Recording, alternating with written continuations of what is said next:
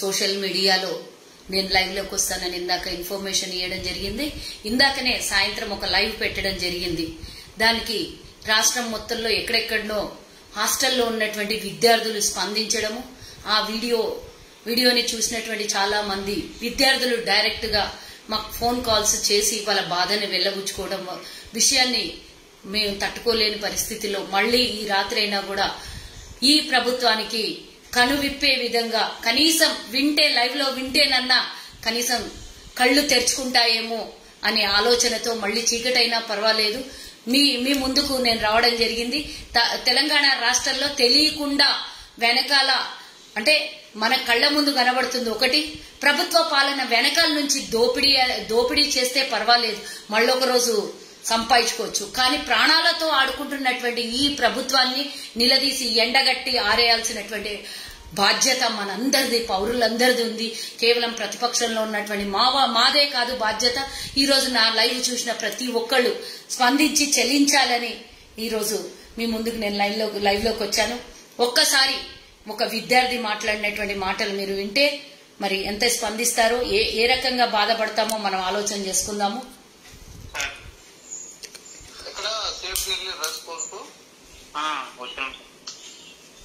ఏం జరిగింది నాన్న? ఎందుకు బయటకు వచ్చారు మీరు హాస్టల్ నుండి? అట్టేం లేదు సార్, కాకపోతే ఫుడ్ బాగాలేదు సార్ ఇక్కడ.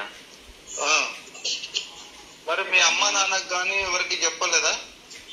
అంత అమ్మ వాళ్ళకి చెప్పినా కూడా మేము వేస్తే కదా సార్, నార్మల్ గా సీట్ వచ్చిందని చెప్పేసి మేము ఇక్కడికి వచ్చినాం. కానీ ఇక్కడ ఫుడ్ ఇట్లా ఏం బాగాలేదు సార్, ఏమని బయటికి వెళ్దామన్నా కూడా అమ్మ వాళ్ళు ప్రెషర్ పెడతారు అని చెప్పేసి బయటకు కూడా వెళ్ళేటట్టు లేదు సార్. ఇదైనా కూడా బయట వాళ్ళు Congress party spoke person madam గారు లైన్ లో ఉన్నారు. ఒక్కసారి మీ బాధలు మేడం గారికి చెప్పండి. మీరు సీతక్క గారి నెంబరు, తర్వాత వీళ్ళందరి నెంబర్లు అడిగారు కదా, మీ బాధల గురించి ఇంతసేపు ఈ మేడమే మాట్లాడింది. మీ హాస్టల్ అదే ఏం జరిగింది చెప్పండి బేటా. అయితే అట్లేం లేదు మ్యామ్. కాకపోతే అంత ముందు కొంచెం మేము వచ్చిన ఇయర్ లో ఫుడ్ బాగుండేది మ్యామ్. ఈ మధ్యలో అసలు ఫుడ్ బాగుంటలేదు, అసలు తినాలని కూడా అనిపిస్తలేదు మ్యామ్. సన్న బియ్యం పెడుతుర్రా లేదా? సన్న బియ్యమే కానీ కొంచెం దొడ్డు బియ్యం లేక అనిపిస్తున్నాయి మ్యామ్. అవి కూడా ఇంటికాడ ఇస్తారు కదా మ్యామ్. మేము ఎస్సీ కేటగిరీ మ్యామ్.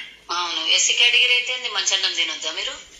అయితే మేము ఇంటికాడ ఉన్నప్పుడు ఇట్లా దొడ్డు బియ్యం వచ్చేది కదా అని చెప్పేసి మా అమ్మ వాళ్ళు కొంచెం స్ట్రగుల్ చేసి నా హాస్టల్ పంపించారు మ్యామ్. మంచిగా అన్నం అన్న తింటారు, మంచిగా సెటిల్ అవుతారు అని చెప్పేసి పంపించారు. కానీ చూస్తారు ఇక్కడ కూడా మొత్తం కల్తీ ఉన్నాయి మ్యామ్. కనీసం మీకు ఏమేమి ఫుడ్ లో ఏమేమి పెడుతున్నారు? ఫుడ్ నార్మల్ గా మార్నింగ్ కిచిడి అవి సంథింగ్ పెడుతున్నారు కానీ మొత్తం దొడ్డు బియ్యం లేక వస్తున్నాయి మ్యామ్. అలా మంచిగా నీట్ గా నన్ను ఉంటుందా, లేకపోతే ఆ భోజనంలో ఏమన్నా? లేదు మ్యామ్, కరెక్ట్ ఉడకట్లేవు అవి కూడా. అంటే మట్టి పెట్టెలు అవన్నీ వస్తున్నాయంట కదా. నాన్న ఏం జరిగిందో మీకు సమస్య నాకు క్లియర్ గా చెప్పండి. మేమున్నాం మీకు రక్షించడానికి గాని కాపాడడానికి గాని. పిల్లలే భావి భారత పౌరులు, మాకు తెలుసు, అది మేము చూసుకుంటాం. కాపాడే బాధ్యత మాది. ఈ హాస్టల్ చాలా ఎక్కువ అయిపోయినాయి. అందుకనే ఇప్పుడు ఇమీడియట్ గా నేను స్కూల్లో తెలిస్తే కొడతారని గజ వణుకుతున్నారు అక్క. ఏం భయపడకండి, మేమున్నాం నానా. నువ్వు అస్సలు భయపడొద్దు. కాంగ్రెస్ పార్టీ మీకు అండగున్నది, మేము అండగున్నాం. మా నాయకులు వస్తారు మీ దగ్గరికి, ఆడందరు వస్తారు. మీరు అస్సలు టెన్షన్ పడకండి. ఏమన్నా విలల్లా రౌడీలా మిమ్మల్ని కొట్టాడు నాన్న, ఏడవద్దు బాబు. టెన్షన్ అస్సలు పడకు, భయపడొద్దు. ఏం కొడుతున్నారా మిమ్మల్ని, బెదిరిస్తుండ్రా? కొట్టడమే కాకపోతే మేము ఫస్ట్ అడిగినప్పుడు కూడా మేము తీసుకొస్తాం అని చెప్పేసి ఇప్పటికి 3 years అవుతుంది మ్యామ్. ఏం తీసుకొస్తామంటారు? ఎక్కడైనా బయట గేమ్స్ పోయినా కూడా నార్మల్ గేమ్స్ ఆడతాయి కదా మ్యామ్. ఏమైనా గేమ్స్ ఆడినా బయట కాలేజీలో పోయినా బయట హాస్టల్లో పోయినా కూడా అట్లనే ఉన్నది మేడం. అంతే పరిస్థితి. ఎగ్ పెడుతున్నారా మీకు?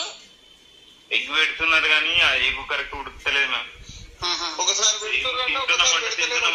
నిజాలు చెప్పు, నువ్వు అబద్ధాలు దాచుకోకు, నిజాలే చెప్పు నువ్వు. అంటే మిమ్మల్ని పౌష్టికాహారం తినిపియాలనే ప్రభుత్వం ఎన్నో పథకాలు తీసుకొని వచ్చింది, పిల్లలకు పౌష్టికాహారం పెట్టాలని. ఆ పథకాల్ని మీకు ఉపయోగపడేటట్టుగా ప్రభుత్వం ప్రభుత్వం పనులు ఉండాలి. మీకు ఏమన్నా ఇబ్బందులు అయితే మేమున్నాం ప్రతిపక్షాలు అడగడానికి, మాట్లాడడానికి, మీకు ఆరోగ్యంగా మంచి భవిష్యత్తు చదువుకోవడానికి, అన్ని మీకు రక్షించడానికి మేమున్నాం. నువ్వేం భయపడకుండా ఏం జరిగిందో జరిగినట్టే చెప్పు నాకు. చెప్పు మమ్మ. నేను 5th క్లాస్ లో జాయిన్ అయినా మ్యామ్. 7th వరకు ఫుడ్ బాగుంది మేడం. 7th తర్వాత నేను 8th క్లాస్ వెళ్ళిన తర్వాత ఇప్పుడు 10th క్లాస్ మేడం. 3 ఏళ్ల నుంచి ఘోరంగా ఉంది. 3 ఏళ్ల నుంచి ఫుడ్ కరెక్ట్ లేదు మేడం. మరి ఇది మీరు బయటకు వచ్చి ఎప్పుడు కూడా చెప్పలేదా ఎవరి ముంగలు కూడా? బయటికి వెళ్ళి చెప్పినా కూడా మళ్ళా మన హాస్టల్ అయినా కూడా మళ్ళీ టార్గెట్ అవుతారు కదా మేడం. టార్గెట్ చేస్తారని చెప్పేసి ఇన్ని రోజులు సైలెంట్ ఉన్నాం మేడం. కానీ ఫుడ్ తిన్నాక మన ఫ్రెండ్స్ అందరికి ఒక 5-6 మెంబర్స్ దాకా అపెండిక్స్ ఆపరేషన్ అయింది మేడం. అయ్యో, నాకు మంచి అనిపించక నేనే బయటకు వచ్చేసాను మేడం. ఓకే, ఇప్పుడు నువ్వు బయట ఉండి మాట్లాడుతున్నావు, హాస్టల్లో ఉన్నావు? ఎస్ మ్యామ్, నేను బయటకు వచ్చినావు. సరే,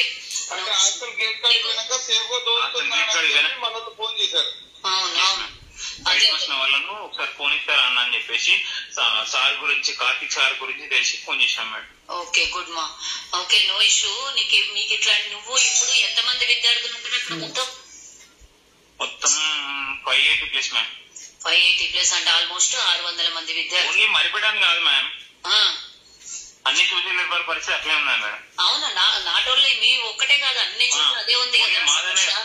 బయటికి కనబడి వాళ్ళు బయట చెప్పుకుంటారు మేడం. అంతే, బయటికి రావడానికి భయపడుతున్నారు విద్యార్థులు చెప్పుకోవడం. ఏదో ఒకటి ఏదో ఇది కావాలని చెప్పేసి బయటకు వచ్చినాం మేడం. పర్వాలేదమ్మా, చిన్న మీకు ఇప్పుడు అంత కలిగితేనే కదా బయటకు వచ్చి. 3 years నుంచి ఆ ప్రెజర్ తట్టుకోలేక బయటకు వచ్చేసినాం మేడం. మా ఇంటికి వెయ్యి ప్రైవేట్ స్కూల్ జాయిన్ అయిదామన్నా కూడా మా వాళ్ళకి స్తోమత లేదు మేడం. ఓకే అమ్మా, ఓకే. ప్రభుత్వం ఉన్నది ఎందుకు? మీలాంటి పేద విద్యార్థులకు చదివేయడానికే కదా. అవును, తప్పు చేస్తున్నది ప్రభుత్వాన్ని నిలదీద్దాము. డెఫినెట్ గా మీకు అందరికి మంచి భవిష్యత్తు కలిగేటట్లు మేము డెఫినెట్ గా మీ వెనకాల ఉంటాం. మీరు అస్సలు భయపడకండి. విద్యార్థులు మీకు మా ప్రాణాల విషయంలో మేము నిలబడతాం మీకు. అక్కడ ఉన్న మన కాంగ్రెస్ పార్టీకి సంబంధించిన నేను చెప్తాను ఇప్పుడే. మన రామచంద్రుడు నాయక్ ఉన్నాడు కదా, ఇప్పుడే చేసిన నేను మీటింగ్ లో ఉన్నాడంట. 10 నిమిషాల్లో బయటకు వచ్చి నేను మాట్లాడతామా నీతోని అన్నాడు. నేను మొత్తం వివరంగా చెప్తా. అక్కడ అన్న వస్తాడు, అన్న వచ్చి అక్కడ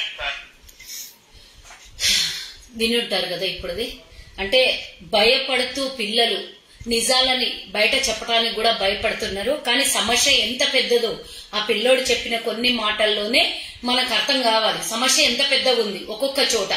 నువ్వు ఎస్సీ హాస్టళ్లు, గురుకుల హాస్టళ్లు, ప్రభుత్వ హాస్టళ్లు అన్ని ఇదే విధంగా ఉన్నాయి. ఒక్కటే కాదు, నేను ఈరోజు ఒక్కటే లైవ్ లో తీసుకొని మీకు ఇప్పుడు వినిపించడం కాదు, ఒక్కొక్కటి.